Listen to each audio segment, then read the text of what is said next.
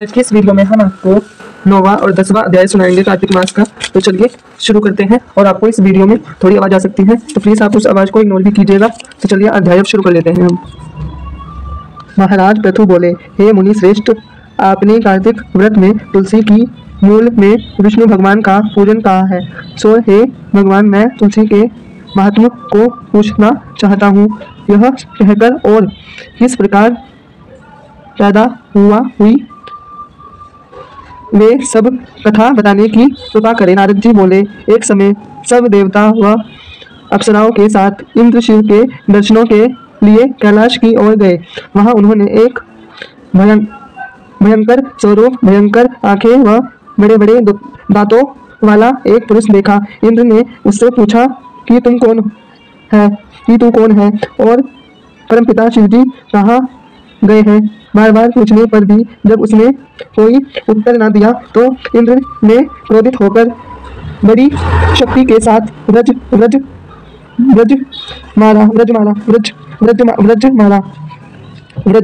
मारा। इसके प्रहार से उसके कंठ में लीलता हो गई और वज्र जलकर भस्म हो गया। तब भगवान रुद्र अपने तेज से इंद्र को जलाने लगे। यह दशा देखकर बृहस्पति इंद्र को दंड के समान पृथ्वी पर गिराकर हाथ जोड़कर स्तुति करने लगे। हे देवादि कृपालु शंभु, हे त्रिपुरारी, आपको प्रणाम है।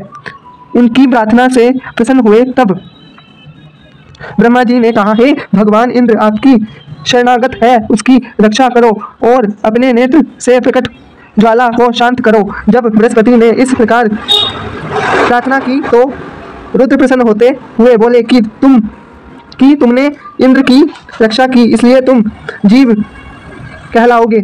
मेरे मस्तक से उत्पन्न अग्नि अब फिर कैसे प्रवेश कर सकती है? मैं इसे समुद्र में फेंक दूंगा ताकि इंद्र को कष्ट ना दे। ऐसा कहकर शिवजी ने उस अग्नि को हाथ में लेकर समुद्र में फेंक दिया। यह अग्नि गंगा सागर के संगम पर गिरी। वहां एक बालक रूप धारण कर रोने लगी। उसके शब्द से स्वर्ग से सत्यलोक बहरे हो गए, पृथ्वी कांपने लगी। तब ब्रह्मा जी वहां पहुंचे और पूछा, यह अद्भुत बालक किसका है? ब्रह्मा जी की बात सुनकर समुद्र ने प्रणाम करके कहा कि हे प्रभु, गंगा सागर के संगम से यह पुत्र उत्पन्न हुआ है। फिर उसे ब्रह्मा जी की गोद में देते हुए कहा कि हे जग के स्वामी, इसका जातकादि संस्कार करिए। इस बीच उस बालक ने ब्रह्मा जी की दाढ़ी पकड़ ली और उसे खिलाने लगा। इससे उनके आंसू गिरने लगे।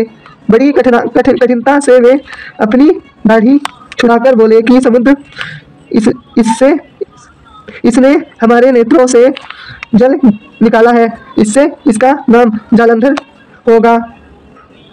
तरुण अवस्था में यह संपूर्ण शास्त्रों का ज्ञाता होगा तथा रुद्र के सिवाय और कोई इसे ना मार सकेगा। ऐसा कहकर शुक्राचार्य को बुलाकर उसे राजगद्दी पर बैठा दिया और ब्रह्मा जी वहां से अंतर्ध्यान हो गए। सागर ने अपने पुत्र जालंधर का विवाह कालनेमी की पुत्री वृंदा से कर दिया। इस प्रकार जालंधर वृंदा के साथ आचार्य शुक्राचार्य जी की सहायता से पृथ्वी पर राज्य करने लगा। तो यहाँ पर देखिए 9वां अध्याय पूरा हो चुका है। अब हम आपको 10वां अध्याय सुनाते हैं। नारद जी बोले, जो राक्षस पहले देवताओं के डर से पाताल में चले गए थे, वे भी जालंधर के आश्रम में आकर पृथ्वी पर रहने लगे। एक दिन जालंधर ने राहु का कटा हुआ शीश देखकर उसका कारण पूछा। तब शुक्राचार्य ने सब कथा कही कि किस कारण समुद्र मंथन करके 14 रत्न देवताओं ने हरण किए और दैत्यों की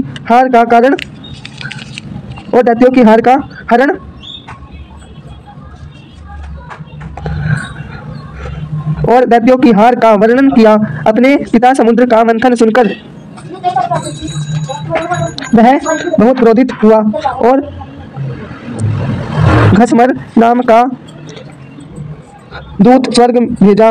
उस घसमर नाम के दूत ने इंद्र की सभा में जाकर कहा, मैं संपूर्ण दैत्यों का स्वामी जालंधर का दूत हूँ। उन्होंने कहा है कि तुमने उनके पिता समुद्र का मंथन करके जो रत्न प्राप्त किए हैं उन्हें शीघ्र वापस कर दो। इतना सुन क्रोधित होकर इंद्र बोले, हे दूत, सगर ने मेरे शत्रु पर्वत को तथा बहुत से दैत्यों को अपने अंदर छुपा लिया था।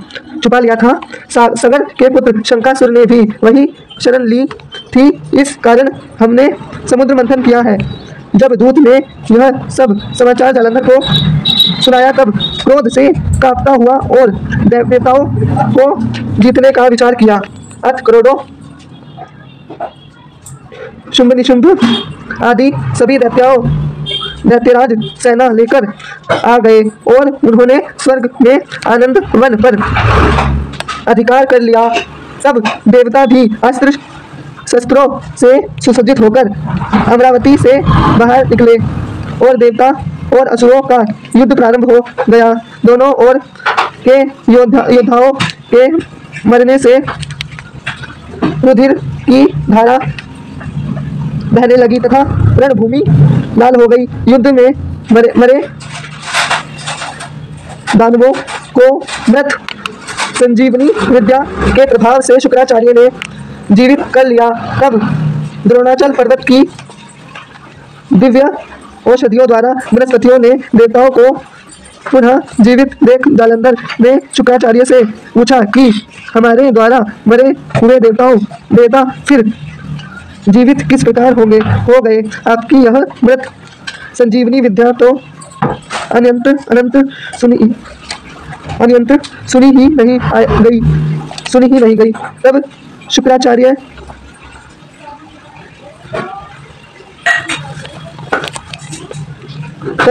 बोले कि बृहस्पति ने द्रोणाचल से दिव्य औषधियां मांगकर देवताओं को पुनः जीवित किया है, इसलिए तुम लोग शीघ्र ही द्रोणाचल को हर लाओ। नारद जी बोले। दैत्यराज यह बात सुनकर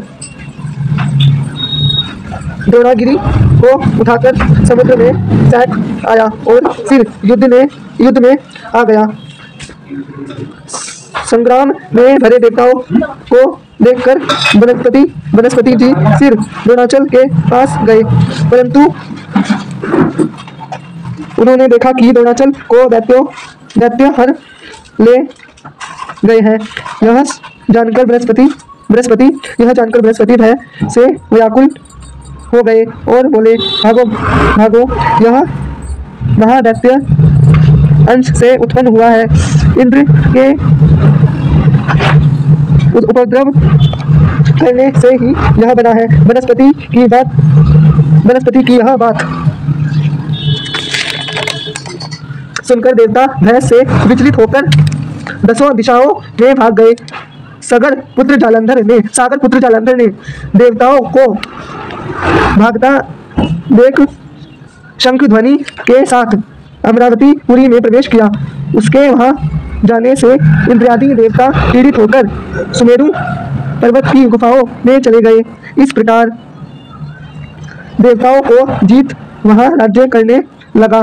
अपने शुंभ निशुंभ असुरों को पृथक स्थान पर नियत कर दिया और स्वर्ग सुमेरु पर्वत की ओर चला। तो यहाँ पर 9वां और 10वां अध्याय पूरा हो चुका है। तो यहाँ पर आइए हम इनकी आरती कर लेते हैं। श्रीमन्नारायण श्रीमन्नारायण श्रीमन्नारायण श्रीमन्नारायण श्रीमन्नारायण श्रीमन्नारायण।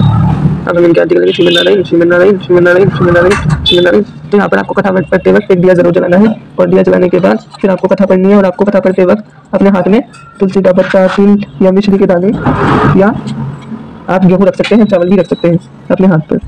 तो इस प्रकार अपने हाथ पर आपको रख करके कथा सुननी है, सुनी या पढ़नी है। तो इसी प्रकार से आप कथा पढ़ें या सुने, और कथा पढ़ें और सुनने के बाद जो कि अपने अपने हाथ में रखा है, जैसे कि हमने मिश्री के दाने रखे हैं, तो ये भगवान जी के चरणों में समर्पित कर देने हैं। और यहाँ पर एक लोटा भी आपको जल का भर के जरूर रखना है, और आप इसको इसमें तुलसी जी में डालना है, या आप किसी भी पौधे में डाल सकते हैं। और आप इसमें थोड़े से मिश्री के दाने भी डालकर रखिएगा, और फिर आप इसे तुलसी जी में यानी किसी भी पौधे में डाल सकते हैं। अगर उस दिन संडे होगा तो आपको तुलसी नहीं डालनी है, तुलसी में नहीं डालना है जल, और अगर संडे नहीं है तो आप तुलसी में डाल सकते हैं।